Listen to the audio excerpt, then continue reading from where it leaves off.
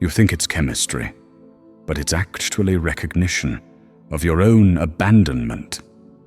They don't pursue you. They don't choose you. They don't even try. And still, you wait. Still, you crave the text that never comes. Still, you call it love. But this isn't desire. This is your nervous system chasing what it never resolved. You tell yourself you've healed, you've done the work, that you're finally done with people who pull away when you get close, who text you at 2 a.m. but disappear by sunrise, who say all the right things but never actually show up. You tell yourself this time will be different, and yet here you are again, waiting, spinning, explaining, blaming yourself for the way someone else withholds. You tell yourself they're not bad. They're just confused, just guarded, just not ready. You twist yourself into understanding so you don't have to admit the truth. They're not meeting you, and they never planned to. It doesn't make sense at first. They're not toxic. They're not dramatic. They're just emotionally unavailable. And that makes it harder to name, harder to walk away from, harder to accept that absence can be just as damaging as abuse. It starts subtly. They're distant, inconsistent, emotionally flat. But instead of pulling back, you lean in, you try harder, you over-explain, you become softer, smaller, not because they asked you to, but because something inside you believes this is how love works. You don't know why you're drawn to them. They're not offering safety. They're not offering presence. But something in your body lights up around them. It doesn't make logical sense. But on a nervous system level, it's familiar. Because if love felt uncertain growing up, if the people who were supposed to care for you were inconsistent, withdrawn, or emotionally flat, then your body didn't learn safety. It learned pursuit. It learned proving. It learned that love was something you earned by abandoning your own needs.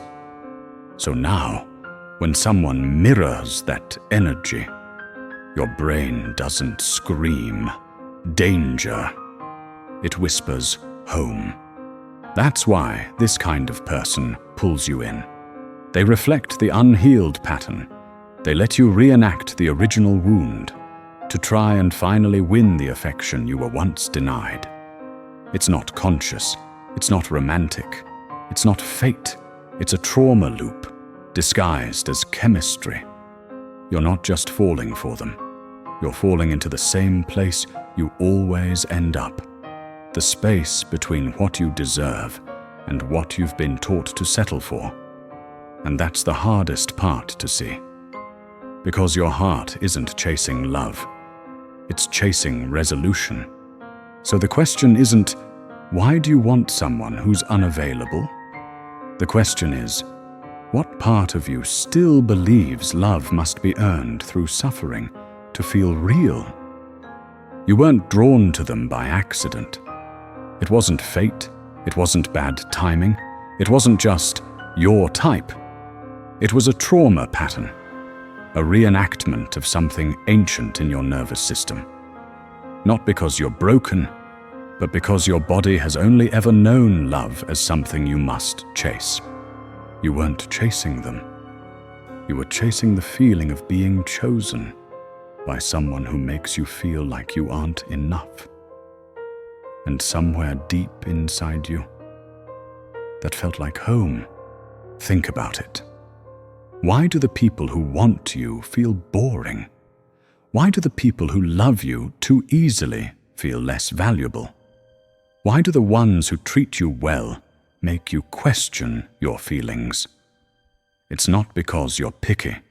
It's because part of you still believes that love must involve pain, or it isn't real, that if it's safe, it must be fake, that if it's steady, it must be weak, that if it's easy, it must be a lie. This isn't preference. This is programming, and it starts early. If love in childhood was inconsistent, if you had to guess how someone felt about you from one day to the next, if affection came only after you earned it, pleased them, stayed small, or became what they needed, then you didn't learn to receive love. You learned to decode it. You became hypervigilant, sensitive to tone, reactive to silence. You learned that connection wasn't a birthright. It was a test. And now, you mistake distance for depth. You confuse emotional unavailability with mystery. You call anxiety chemistry. You call chaos a connection. You tell yourself that you just like a bit of a challenge. But what you're really chasing is the familiarity of unmet need. Here's the uncomfortable truth. You're not attracted to who they are. You're attracted to who you get to be if they finally love you.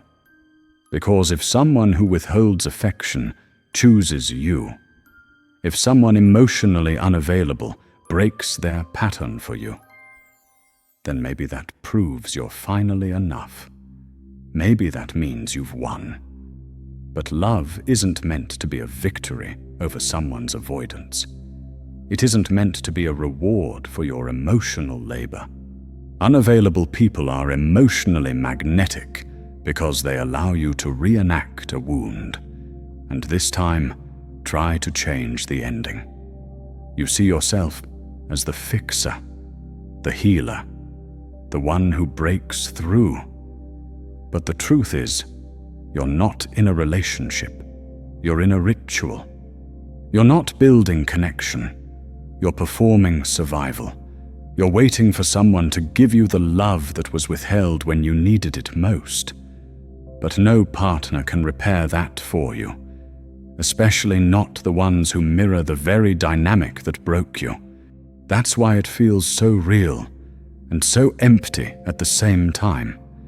Because what you're craving isn't intimacy. It's recognition.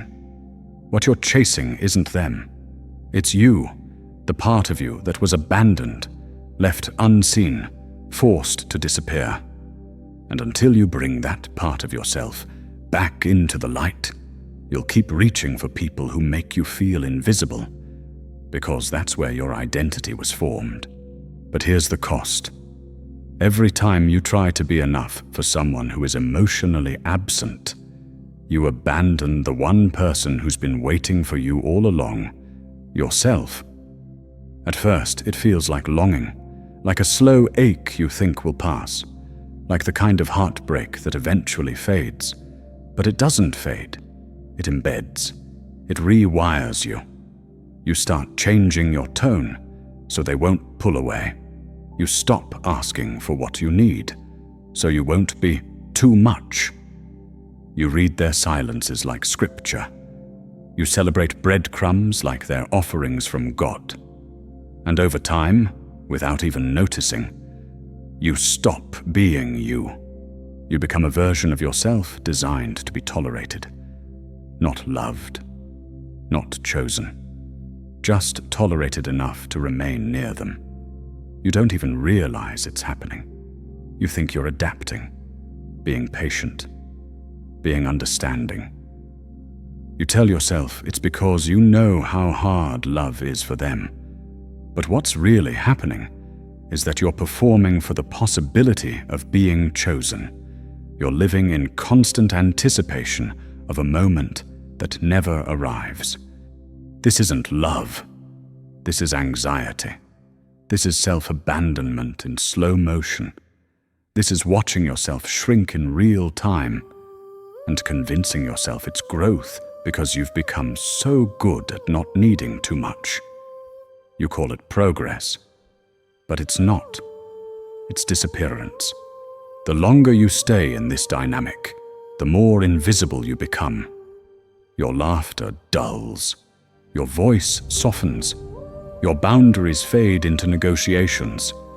And the version of you that once believed they were worthy of consistency starts second-guessing everything.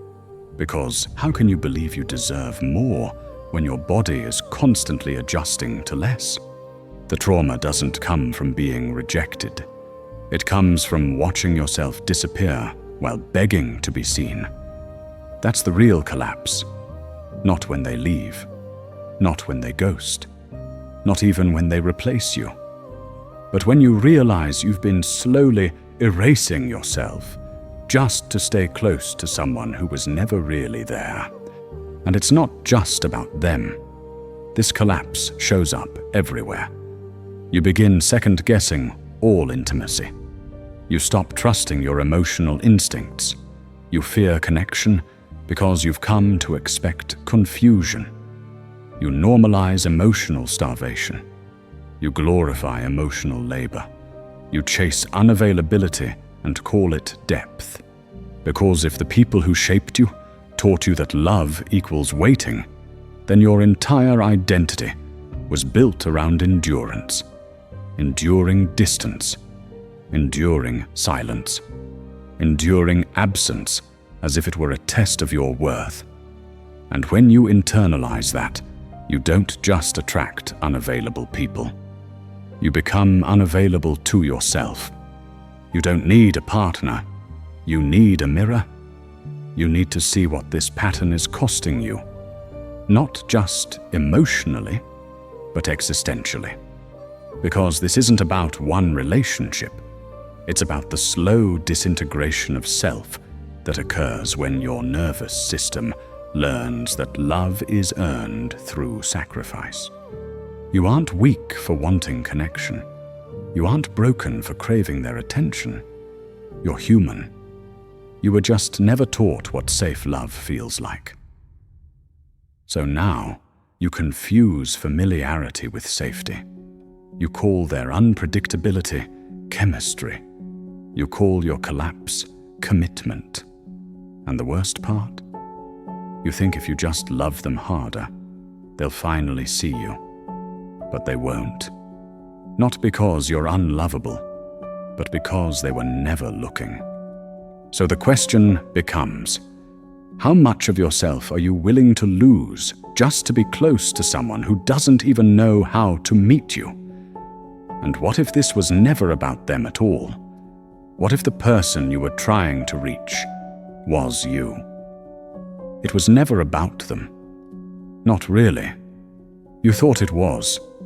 You thought that if they came closer, if they finally opened up, if they broke their pattern and chose you, you'd feel whole again. But this chase was never about who they are. It was about what they represent.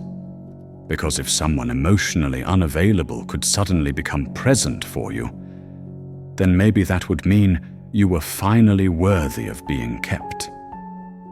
If someone who never made anyone a priority finally made you one, then maybe it would undo all the times you weren't.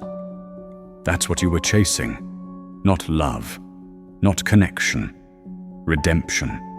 They were just a mirror, a familiar reflection of a wound you still haven't named. And because they mirrored that pain so perfectly, you believed their affection could heal it. That if they could see you, then maybe the parts of you that were abandoned before wouldn't feel so fractured. But unavailable people don't love you. They reenact the emotional landscape you were raised in, and your nervous system doesn't crave resolution. It craves recognition. You wanted love to be the thing that finally proved you were never too much, never too needy, never too soft, never too complicated. But what you've called love was actually a transaction. If I can get them to choose me, I will finally be allowed to choose myself. And this is why the pain goes deeper than just heartbreak. Because it's not just about losing them. It's about watching the collapse of an identity that was built around finally being enough if they stayed. You were never trying to get them to change. You were trying to get time to rewind, to rewrite the moment when someone first taught you that love had to be earned. But no one can give you that reversal.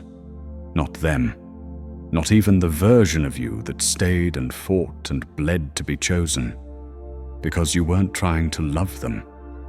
You were trying to heal yourself through their approval.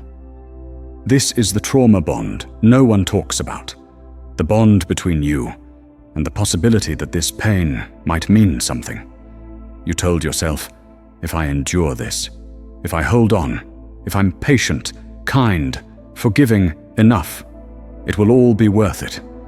But pain is not proof. Absence is not depth. Silence is not maturity. And unavailability is not love waiting to blossom. It's emotional poverty disguised as potential. So here's the truth. You weren't in love. You were in survival. You weren't drawn to them. You were drawn to the chance to finally feel safe in the kind of connection that always left you wounded. You were trying to win. Not because they were a prize, but because your own reflection was on the line. You needed them to love you, so you could believe that you weren't broken all along. But what if that's not their job? What if the person you've been waiting to be chosen by was never them? What if it was you, the version of you that disappeared when you started needing others more than yourself? This is where it begins to shift. Not because they changed, not because they came back, not because they finally said all the things you needed to hear, but because you're starting to realize it was never about being seen. It was about remembering you were never invisible. So the real healing doesn't begin when they choose you. It begins when you stop needing them to. It begins the moment you realize you were never meant to be earned. You were meant to be remembered. And the one who needs to remember you most is you. Healing isn't about not wanting them anymore. It's about finally seeing them clearly and choosing not to reach. It's about recognizing the ache and deciding not to answer it with self-abandonment. It's about knowing you could still go back, still try again, still twist yourself into something more tolerable, and instead choosing not to. Not out of pride, not out of punishment, but because something in you has changed. Because now you can feel the cost. You begin to notice the tension in your chest isn't love, it's a warning. You recognize that the butterflies in your stomach aren't romance. They're a trauma response, your nervous system bracing for rejection it has memorized. You stop calling inconsistency mystery. You stop romanticizing chaos. You stop interpreting silence as emotional depth. You start realizing that every time you go back to the people who never met you, you are quietly confirming the belief that you don't deserve to be fully seen. And you're done living like that. There's no dramatic announcement, no loud boundary, just a quiet refusal to betray yourself again. This is what real embodiment looks like. It's not loud, it's not violent, it's not even angry. It's a gentle closing of a door that no longer leads to anything nourishing. It's the moment you realize you don't need another rejection to prove that you were right about your worth. You already know. You just forgot. And now you remember. You remember what it's like to be calm in your own presence, to take up space in your own body, to sit with the ache without asking someone else to make it stop. You start making peace with the part of you that still wants to reach, but doesn't. Not because the craving is gone, but because you've outgrown the lie that pain is proof of love. This is nervous system healing, not perfection, not detachment, not indifference, but awareness. Now when someone pulls away, you don't chase, you breathe. When someone gives mixed signals, you don't decode, you disengage. When someone can't meet you, You don't try to convince them to rise. You walk away without lowering yourself. Not because you don't care, but because you care too much about yourself now to tolerate being emotionally starved and calling it intimacy. You start grieving what you once normalized, the patterns, the self-erasure, the belief that you had to earn what should have been given freely. And in that grief, something beautiful happens. You stop waiting for closure. You stop rehearsing your worth. You stop handing your soul to people who only know how to handle fragments. You become whole, not all at once, but breath by breath. This is the quiet revolution. You don't scream your healing from the rooftops. You simply stop shrinking. You stop performing. You stop bending. You stop offering your softness to those who respond with silence. You stop craving the unavailable because you've remembered what it feels like to be available to yourself. This is the moment where everything shifts. You don't need them to see your value anymore because you've stopped outsourcing your self-worth to people who couldn't even hold their own. You no longer wait to be chosen. You choose yourself without drama, without apology, without proof. And something inside you exhales for the first time because you realize you were never too much. You were just offering your depth to someone incapable of swimming. And now you're done drowning yourself to keep others from leaving.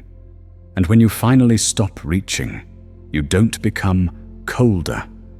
You become clear. You become sovereign. You become whole. There's a moment in every healing journey when something finally breaks. But it's not you. It's the illusion. The illusion that if they came back, if they saw your worth, if they finally chose you, everything would make sense. That moment doesn't come with fireworks. It doesn't feel triumphant. It feels quiet. You don't cry. You don't scream. You don't make a scene. You just stop reaching.